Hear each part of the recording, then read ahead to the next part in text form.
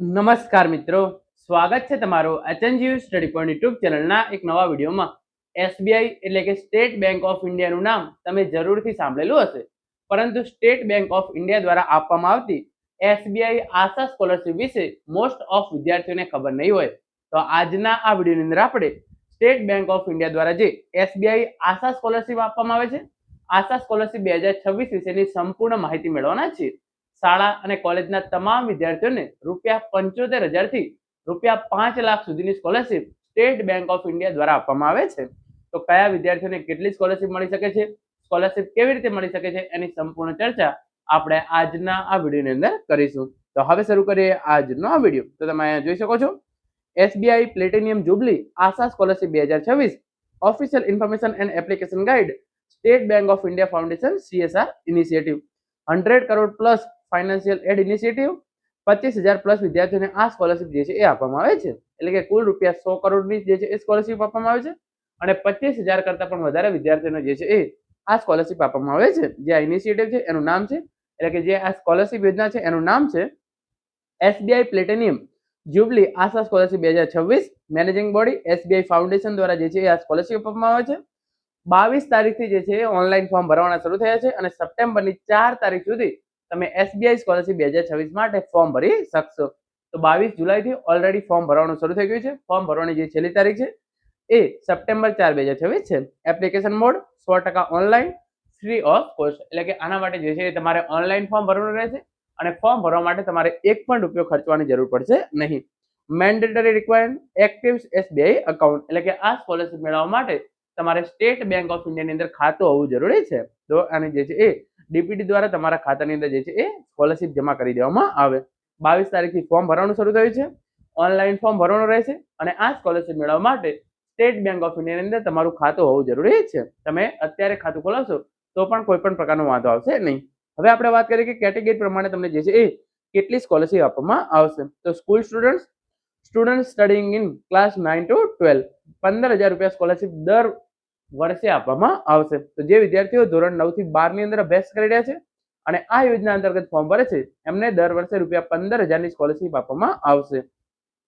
UG/PG students enrolled in NIRF top 300 or NAC A grade accredited institute, એટલે કે જે NIRF ની ટોપ 300 અથવા તો તમારી જે કોલેજ હોય એને A ગ્રેડ મળેલો હોય તો તમને આ સ્કોલરશિપ મળવાપાત્ર છે. ₹75,000 થી ₹1,50,000 સુધીની સ્કોલરશિપ તમને દર વર્ષે મળવાપાત્ર રહેશે. તો જે વિદ્યાર્થીઓ સ્નાતક એટલે કે ધોરણ 12 પૂરું કરી અને કોલેજની અંદર અભ્યાસ કરતા હોય એમના માટે, અને જે વિદ્યાર્થીઓની કોલેજ પૂરી થઈ ગઈ હોય અને તેઓ જે છે એ અનુસ્નાતકનો અભ્યાસ કરી રહ્યા હોય એવા તમામ વિદ્યાર્થીઓને ₹75,000 થી ₹1,50,000 સુધીની જે છે એ સ્કોલરશિપ આ યોજના અંતર્ગત મળવાપાત્ર રહેશે. વાત કરીએ મેડિકલ સ્ટુડન્ટની, તો જે વિદ્યાર્થીઓ મેડિકલની અંદર અભ્યાસ કરતા હોય એમના માટે તમે જોઈ શકો છો, MBBS કરતા હોય એમના માટે જે છે એ દર વર્ષે ₹2,00,000 સુધીની સ્કોલરશિપ મળવાપાત્ર રહેશે. જે વિદ્યાર્થીઓ એન્જિનિયરિંગ કરતા હોય એમને તમે અહીંયા જોઈ શકો છો ₹2,00,000 સુધીની સ્કોલરશિપ દર મહિને મળવાપાત્ર રહેશે.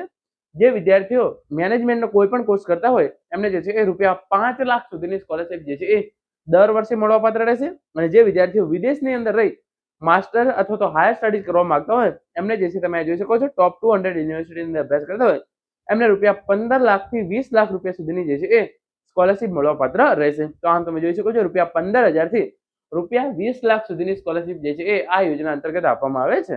અને તમે જોઈ શકો છો 9 થી 12 ના વિદ્યાર્થીઓ ₹15,000 સ્કોલરશિપ, યુજી અને પીજી ના વિદ્યાર્થીઓ ₹75,000 થી ₹1,50,000 સુધીની સ્કોલરશિપ, મેડિકલ અને એન્જિનિયરિંગના વિદ્યાર્થીઓને ₹2,00,000 સુધીની સ્કોલરશિપ, મેનેજમેન્ટ એટલે કે જે વિદ્યાર્થીઓ MBA કરતા હોય એમના માટે જે છે તમે જોઈ શકો છો ₹5,00,000 સુધીની સ્કોલરશિપ, અને જે વિદ્યાર્થીઓ વિદેશમાં રહીને અભ્યાસ કરતા હોય એમના માટે ₹15,00,000 થી ₹20,00,000 સુધીની જે છે એ scholarship state bank of India દ્વારા આપવામાં આવે છે. હવે આ સ્કોલરશિપ મેળવવા માટેની તમારી એલિજિબિલિટી ક્રાઇટેરિયા શું હોવી જોઈએ? તો સૌ પ્રથમ એનું ક્રાઇટેરિયા છે academic performance, minimum 75% marks or 7.5 CGPA in the previous academic year. પછી ફેમિલી ઇન્કમ તમારી જે છે એ ધોરણ 9 થી 12 માટે 3 લાખ કરતા ઓછી હોવી જોઈએ. હાયર એજ્યુકેશન યુજી પીજી અને પ્રોફેશનલ સ્ટ્રીમ માટે તમારી જે છે એ ફેમિલી ઇન્કમ ₹6,00,000 કરતા ઓછી હોવી જોઈએ. તો પહેલો ક્રાઇટેરિયા છે તમારા 75% પાછલા વર્ષની અંદર આવેલા હોવા જોઈએ અથવા તો તમારી જે છે એ 7.5 CGPA હોવી જોઈએ. ફેમિલી ઇન્કમ તો તમે ધોરણ 9 થી 12 ની અંદર અભ્યાસ કરતા હોય તો તમારી ફેમિલી ઇન્કમ 3 લાખ કરતા ઓછી હોવી જોઈએ, અને તમે ઉપર અભ્યાસ કરતા હોય તો તમારી ફેમિલી ઇન્કમ જે છે એ 6 લાખ કરતા ઓછી હોવી જોઈએ. Reservation and quotas 50% reserve for the female applicants, અને એસસી એસટી અને દિવ્યાંગ ઉમેદવારો માટે જે છે એ અલોટમેન્ટ રાખવામાં આવેલું છે. તો જે આ સ્કોલરશિપની સીટ છે એટલે કુલ 25,000 વિદ્યાર્થીને આ સ્કોલરશિપ આપવામાં આવે છે. એના માટેની જે 50% બેઠકો છે એ ફિમેલ કેન્ડિડેટ એટલે કે ગર્લ્સ માટે અનામત રાખવામાં આવેલ છે. એસસી એસટી અને દિવ્યાંગ ઉમેદવારોને પણ જે છે એ એમની કેટેગરી પ્રમાણે લાભ મળવાપાત્ર રહેશે. બેંક એકાઉન્ટ મેન્ડેટ, તમારું એસબીઆઈ બેંકની અંદર ખાતું હોવું જરૂરી છે તો જ તમને આ સ્કોલરશિપ મળવાપાત્ર રહેશે. તો 75% હોવા જોઈએ, તમારી ફેમિલી ઇન્કમ 3 લાખ અથવા તો 6 લાખ કરતા ઓછી હોવી જોઈએ, અને તમારું જે છે એ સ્ટેટ બેંક ઓફ ઇન્ડિયાની અંદર ખાતું હોય તો તમે આ યોજના માટે ફોર્મ ભરી શકો છો. આનું ઓનલાઈન ફોર્મ કેવી રીતે ભરવું એનો તમારે વિગતવાર વિડીયો જોતો હોય એટલે કે એની અંદર હું તમને એક લાઈવ આખું ફોર્મ ભરીને દેખાડું, એની અંદર હું તમને તમામ જે છે એ પ્રેક્ટિકલ પ્રોસેસ સમજાવું. જો તમારે એ ઇન્ફોર્મેશન જોતી હોય તો તમે જે છે એ નીચે કોમેન્ટ કરીને જણાવજો, આપણે જે છે એ વિગતવાર વિડીયો બનાવી દઈશું. સ્કોલરશિપ માટે કયા કયા ડોક્યુમેન્ટ જોશે તો પાછલા વર્ષની માર્કશીટ, ધોરણ 10, ધોરણ 12 અને સેમેસ્ટરની માર્કશીટ તમારે જોશે. Valid government photo ID card, Aadhaar card, PAN card, voter ID ગમે તેમાંથી એક ચાલશે. Current year academic proof of admission, admission letter, fee receipt, school or college ID card એમાંથી કોઈ એક ડોક્યુમેન્ટ જોશે. ઓફિશિયલ ઇન્કમ સર્ટિફિકેટ એટલે કે આવકનો દાખલો તમારે જોશે. જો તમારા ફાધર કે માતા જે છે એ ગવર્મેન્ટ એમ્પ્લોય હોય તો તમારે જે છે એ સેલરી સ્લીપ અથવા ફોર્મ 16 છે એ ભરવાનું રહેશે. સ્ટેટ બેંક ઓફ ઇન્ડિયાની જે પાસબુક છે એ જોશે અથવા તો કેન્સલ્ડ ચેક જોશે. એના પછી તમારે જે છે એ પાસપોર્ટ સાઇઝનો ફોટોગ્રાફ, કાસ્ટ સર્ટિફિકેટ, દિવ્યાંગતાનું પ્રમાણપત્ર જો લાગુ પડતું હોય તો પાછલા વર્ષની જે છે એ માર્કશીટ એની જરૂર પડશે. Aadhaar card, PAN card, voter ID card આ ત્રણમાંથી કોઈ એક ડોક્યુમેન્ટ છે એની જરૂર પડશે. અત્યારે તમે જે વર્ષની અંદર અભ્યાસ કરો છો એના માટે જે છે એ તમારો એડમિશન લેટર, ફી રિસિપ્ટ અથવા તો આઈડી કાર્ડ આ ત્રણમાંથી કોઈ એક ડોક્યુમેન્ટ ચાલી જશે. આવકનો દાખલો છે એની જરૂર પડશે. પછી તમારે જે છે એ સ્ટેટ બેંક ઓફ ઇન્ડિયાની જે પાસબુક છે એની જરૂર પડશે. પાસપોર્ટ સાઇઝના ફોટોગ્રાફ અને તમારી કાસ્ટ સર્ટિફિકેટની આટલા ડોક્યુમેન્ટ છે એની તમારી જે છે એ ફોર્મ ભરવા માટે જરૂર પડશે. એપ્લિકેશનની પ્રોસેસ શું રહેશે તો તમે અહીંયા જોઈ શકો છો ઇન્ફોર્મેશન આપેલી છે. રજિસ્ટ્રેશન તો સૌપ્રથમ તમારે જે છે એ sbi-scholarship.co.in અથવા તો પાર્ટનર પોર્ટલ બડી ફોર સ્ટડી આના પર જઈ અને તમારે જે છે એ અકાઉન્ટ બનાવી લેવાનું રહેશે. મોબાઈલ નંબર અને ઈમેલ આઈડીથી તમે અકાઉન્ટ બનાવી લેશો. પ્રોફાઇલ સિલેક્શન એન્ડ એપ્લિકેશન, તમારે જે છે એ school, UG, PG, IIT, IIM, medical અને ઓવરસીઝ આમાંથી જે પણ કેટેગરી તમને લાગુ પડતી હોય એ કેટેગરી સિલેક્ટ કરી અને એકેડેમિક અને જે છે એ ફાઇનાન્શિયલ ડિટેલ્સ તમારે ભરવાની રહેશે. એના પછી તમારે તમામ ડોક્યુમેન્ટ છે એ અપલોડ કરવાના રહેશે.